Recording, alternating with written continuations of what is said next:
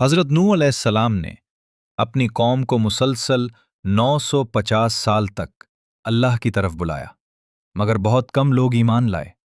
اللہ تعالیٰ فرماتا ہے، نوح اپنی قوم میں 1000 سال میں سے 50 سال کم رہے۔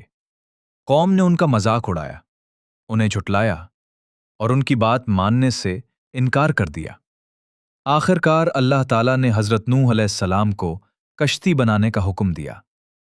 لوگ انہیں خشک زمین پر کشتی بناتے دیکھ کر ہنستے تھے، لیکن حضرت نوح علیہ السلام اللہ کے حکم پر ثابت قدم رہے۔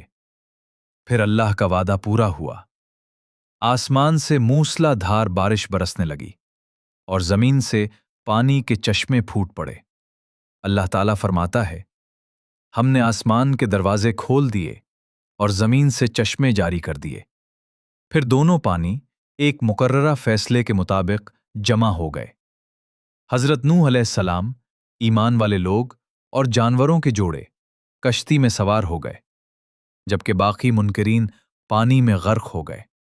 اس دوران حضرت نوح علیہ السلام نے اپنے بیٹے کو بھی کشتی میں آنے کی دعوت دی، مگر اس نے انکار کرتے ہوئے کہا کہ وہ پہاڑ پر چڑھ کر بچ جائے گا۔ حضرت نوح نے فرمایا، آج اللہ کے حکم سے کوئی بچانے والا نہیں سوائے اس کے جس پر اللہ رحم کرے۔ پھر ایک بڑی موج آئی اور وہ بھی غرق ہونے والوں میں شامل ہو گیا۔ اس واقعے سے معلوم ہوتا ہے کہ نجات صرف ایمان سے ملتی ہے، رشتہ داری سے نہیں۔ جب اللہ کا فیصلہ پورا ہو گیا تو اس نے زمین کو پانی نگلنے اور آسمان کو بارش روکنے کا حکم دیا۔ پانی اتر گیا اور کشتی جودی پہاڑ پر جا کر ٹھہر گئی۔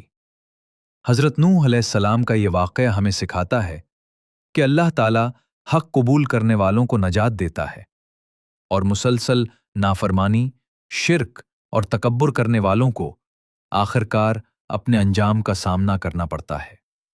اللہ تعالیٰ ہمیں توحید پر قائم رہنے اور قرآن سے نصیحت حاصل کرنے کی توفیق عطا فرمائے۔